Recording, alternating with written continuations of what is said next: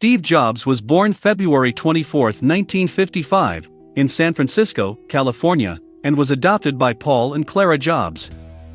He grew up with one sister, Patty. Paul Jobs was a machinist in fixed cars as a hobby. Jobs remembers his father as being very skilled at working with his hands.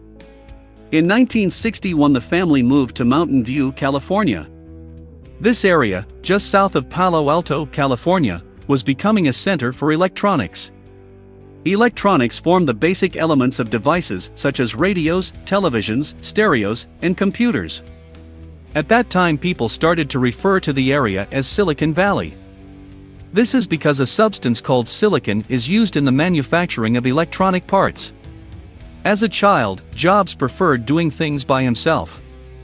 He swam competitively, but was not interested in team sports or other group activities. He showed an early interest in electronics and gadgetry. He spent a lot of time working in the garage workshop of a neighbor who worked at Hewlett-Packard, an electronics manufacturer. Jobs also enrolled in the Hewlett-Packard Explorer Club. There he saw engineers demonstrate new products, and he saw his first computer at the age of 12. He was very impressed, and knew right away that he wanted to work with computers. While in high school, Jobs attended lectures at the Hewlett-Packard plant. On one occasion, he boldly asked William Hewlett, 1931 to 2001, the president, for some parts he needed to complete a class project. Hewlett was so impressed he gave Jobs the parts, and offered him a summer internship at Hewlett-Packard. College and travel. After graduating from high school in 1972, Jobs attended Reed College in Portland, Oregon, for 2 years. He dropped out after one semester to visit India and study Eastern religions in the summer of 1974. In 1975, Jobs joined a group known as the Homebrew Computer Club. One member, a technical, was named Steve Wozniak, 1950, was trying to build a small computer. Jobs became fascinated with the marketing potential of such a computer.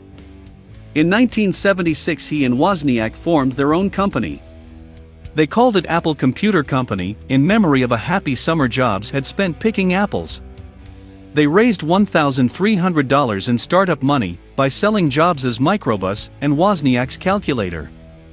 At first they sold circuit boards, the boards that hold the internal components of a computer, while they worked on the computer prototype, sample. Apple and the personal computer era. Jobs had realized there was a huge gap in the computer market. At that time, almost all computers were mainframes. They were so large that one could fill a room, and so costly that individuals could not afford to buy them. Advances in electronics, however, meant that computer components were getting smaller and the power of the computer was increasing. Jobs and Wozniak redesigned their computer, with the idea of selling it to individual users.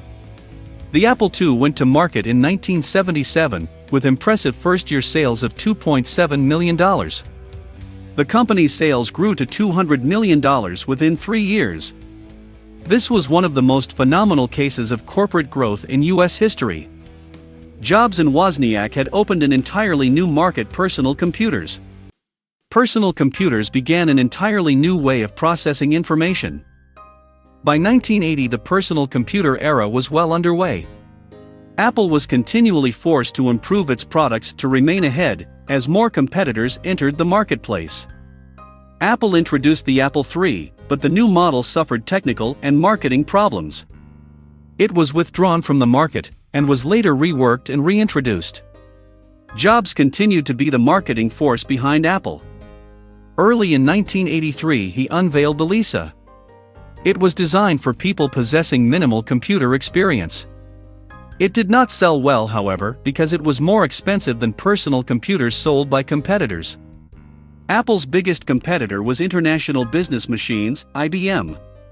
By 1983, it was estimated that Apple had lost half of its market share, part of an industry sales that a specific company has, to IBM. The Macintosh. In 1984, Apple introduced a revolutionary new model, the Macintosh. The on-screen display had small pictures called icons. To use the computer, the user pointed at an icon and clicked a button using a new device called a mouse. This process made the Macintosh very easy to use.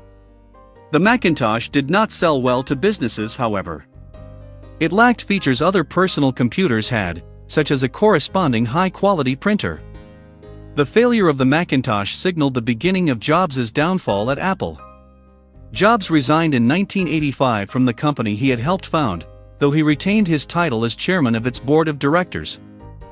Next, Jobs soon hired some of his former employees to begin a new computer company called Next. Late in 1988, the Next computer was introduced at a large gala event in San Francisco, aimed at the educational market. Initial reactions were generally good. The product was very user-friendly, and had a fast processing speed, excellent graphics displays, and an outstanding sound system. Despite the warm reception, however, the Next machine never caught on. It was too costly, had a black and white screen, and could not be linked to other computers or run common software. Toy Story. Next was not, however, the end of Steve Jobs. In 1986, Jobs purchased a small company called Pixar from filmmaker George Lucas, 1944. Pixar specialized in computer animation. 9 years later, Pixar released Toy Story, a huge box office hit. Pixar later went on to make Toy Story 2 and A Bug's Life, which Disney distributed, and Monsters Incorporated. All these films have been extremely successful. Monsters Incorporated had the largest opening weekend ticket sales of any animated film in history. Next in Apple. In December of 1996, Apple purchased Next Software for over $400 million. Jobs returned to Apple as a part-time consultant to the Chief Executive Officer (CEO). The following year, in a surprising event, Apple entered into a partnership with its competitor Microsoft. The two companies, according to the New York Times, agreed to cooperate on several sales and technology fronts. Over the next 6 years, Apple introduced several new products and marketing strategies. In November 1997, Jobs announced Apple would sell computers directly to users over the internet and by telephone. The Apple Store became a runaway success. Within a week, it was the third largest e-commerce site on the internet. In September of 1997, Jobs was named interim CEO of Apple. In 1998, Jobs announced the release of the iMac, which featured powerful computing at an affordable price. The iBook was unveiled in July 1999. This is a clam-shaped laptop that is available in bright colors. It includes Apple's Airport, a computer version of the cordless phone that would allow the user to surf the internet wirelessly. In January 2000, Jobs unveiled Apple's new internet strategy. It included a group of Macintosh-only internet-based applications. Jobs also announced that he was becoming the permanent CEO of Apple. In a February 1996 Time magazine article, Jobs said, "The thing that drives me and my colleagues is that you see something very compelling to you, and you don't quite know how to get it, but you know, sometimes intuitively, it's within your grasp. And it's worth putting in years of your life to make it come into existence." Jobs has worked hard to translate his ideas into exciting and innovative products for businesses and consumers. He was instrumental in launching the age of the personal computer. Steve Jobs is truly a computer industry visionary. Top 10 facts you did not know about Steve Jobs. Steve Jobs asked William Hewlett, co-founder of Hewlett-Packard, for some parts to complete a school project when he was 12. Impressed, Hewlett offered Jobs an internship at his company. Jobs and his friend Steve Wozniak built and sold digital blue boxes for hacking telephone systems before they started Apple. He admitted to have used LSD in his younger years and claimed that the drug made him think differently. Jobs was a pescatarian, which meant he ate fish, but no other meat. He named his company Apple because it came before Atari, and the phone book Atari was the name of the company Jobs worked for prior to creating Apple. He was notorious for his lack of hygiene. It is said that he never bathed and walked around the office barefoot while working at Atari. Steve Jobs always parked in the handicap parking zone. He denied paternity of his first child, who was born to a girlfriend, claiming he was sterile. He acted as a mentor to Google founders Sergey Brin and Larry Page when the duo had newly started Google. Steve Jobs' last words were, "Oh wow. Oh wow. Oh wow."